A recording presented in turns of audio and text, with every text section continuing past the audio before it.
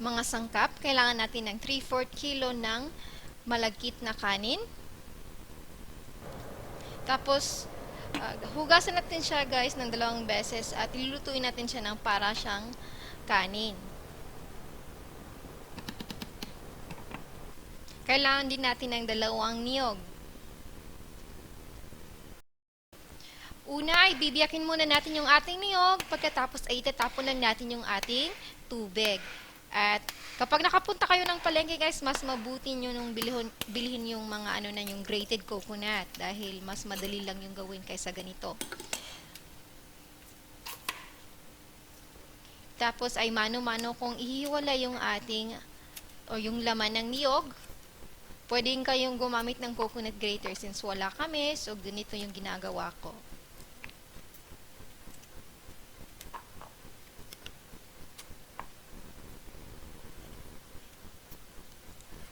Tapos, hihiwain lang natin yung mga malalaking piraso.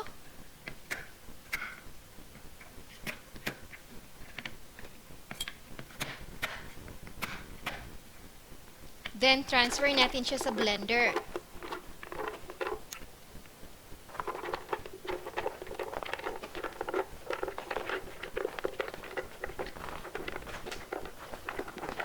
Pag na-transfer na natin, tsaka tayo magdadagdag ng 1.5 cup ng tubig.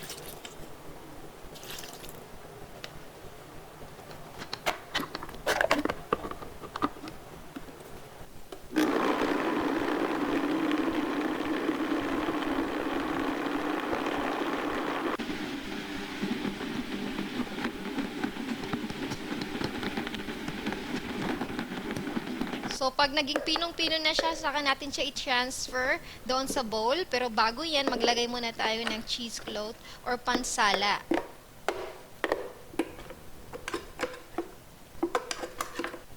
Tapos ay pipigain natin yung ating niyog para mahiwalay natin yung kanyang gata.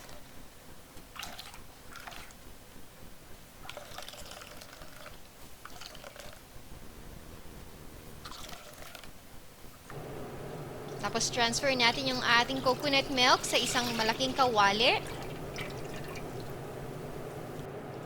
Tapos, magdadagdag tayo ng 1/2 kilo ng brown sugar.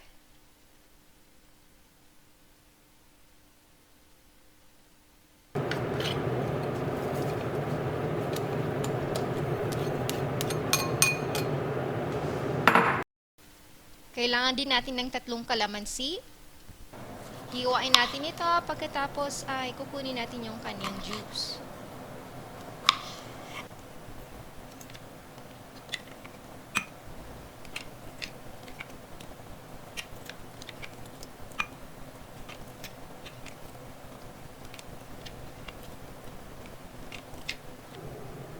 Tapos idadagdag natin siya doon sa ating mixture. Now, ang kalamansi guys, siya yung nagpapatanggal ng amoy ng niyog at nagpapabalance ng sweetness doon sa ating minatamis na latik.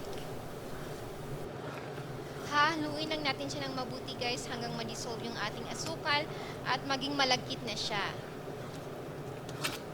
Tapos, saka natin idadagdag yung ating malagkit na kanin.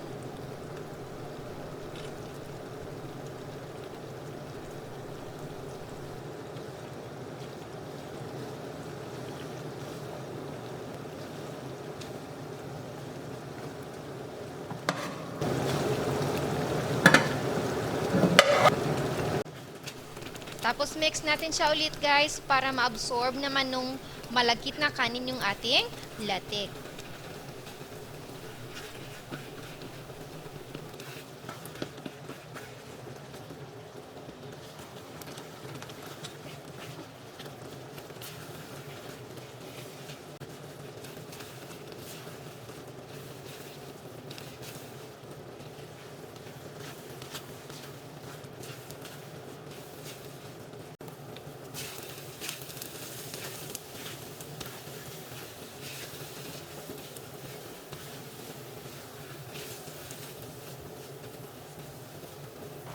Hayaan na nating mag-simmer yung ating biko hanggang maging ganito na siya guys.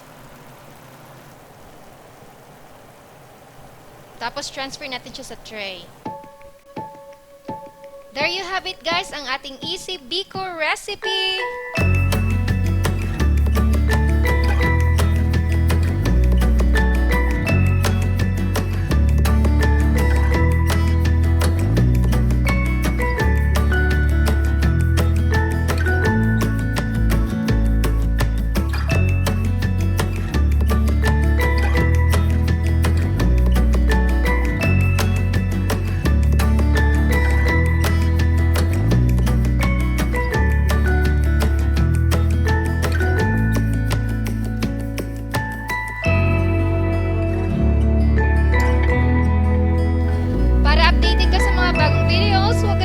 Mag-subscribe sa aking channel kung sinera.ph, i-like at i-share ang video na ito.